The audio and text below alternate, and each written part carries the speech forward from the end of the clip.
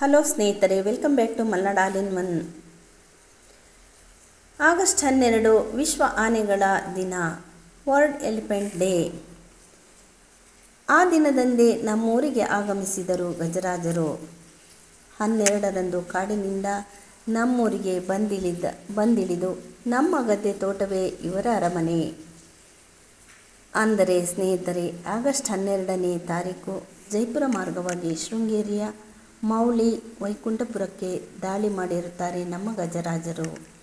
ಅನೇಕ ನಾಟಿ ಮಾಡಿದ ಗದ್ದೆಯ ಮೇಲೆ ಹಾದು ಹೋಗಿ ತೋಟದಲ್ಲಿ ಅಡಿಕೆ ಮರ, ಬಾಳೆ ಮರ ಸ್ವಲ್ಪ ಮಟ್ಟಿಗೆ ತಿಂದು ಹೋಗಿರುತ್ತಾರೆ.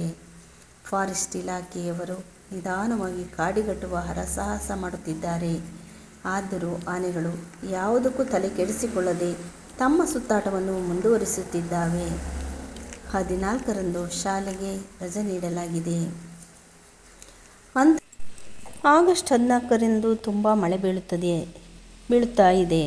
ಇಂತಹ ಮಳೆಯಲ್ಲಿಯೂ ತುಂಬಿ ಹರಿಯುವ ನದಿ ದಾಟಿ ಅಡಿಕೆ ತೋಟಕ್ಕೆ ಹೋಗುತ್ತಿದ್ದಾವೆ ಆನೆಗಳು. ಇದಕ್ಕೆ ಮುಖ್ಯ ಕಾರಣ ಮನುಷ್ಯರು.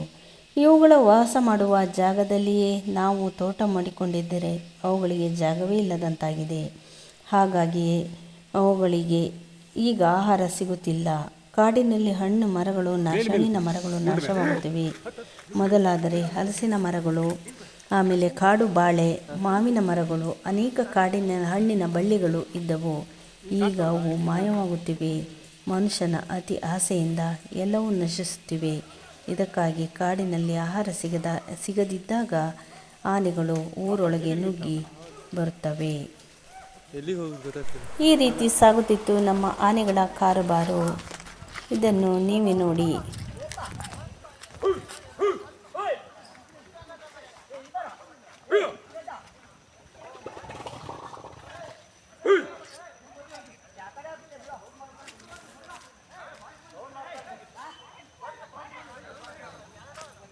ನಾವಿಲ್ಲಿ ಹಚ್ಚಿದ್ದ ಬಾ.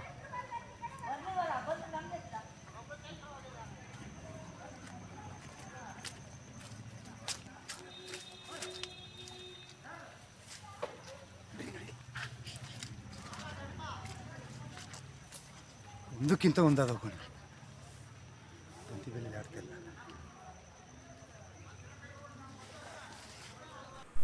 ಆನೆಗಳು ಅವರವರ ಜಮೀನಿಗೆ ನುಗ್ಗಿದಾಗ ಎಲ್ಲರೂ ನಮ್ಮ ತೋಟ ಗದ್ದೆಗಳನ್ನು ತಿನ್ನುತ್ತವೆ.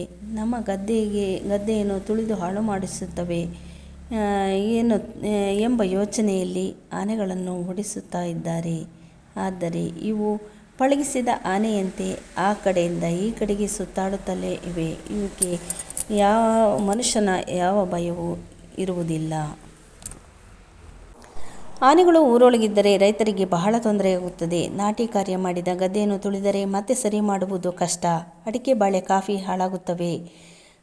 ಇದಕ್ಕೆ ಸರ್ಕಾರ ಬೇಗ ಎಚ್ಚೆತ್ತುಕೊಂಡು ಕ್ರಮ ಕೈಗೊಳ್ಳಲಿ ಎಂದು ಹೇಳುತ್ತಾ ನಾನು ಈ ದಿನದ ವಿಡಿಯೋವನ್ನು ಮುಗಿಸುತ್ತೇನೆ. ನನ್ನ ಈ ವಿಡಿಯೋ ನಿಮಗೆ ಇಷ್ಟವಾದರೆ ಲೈಕ್ ಮಾಡಿ, ಶೇರ್ ಮಾಡಿ, ಕಮೆಂಟ್ ಮಾಡಿ. ಮುಂದಿನ ವಿಡಿಯೋದೊಂದಿಗೆ ಮತ್ತೆ ಬರುತ್ತೇನೆ.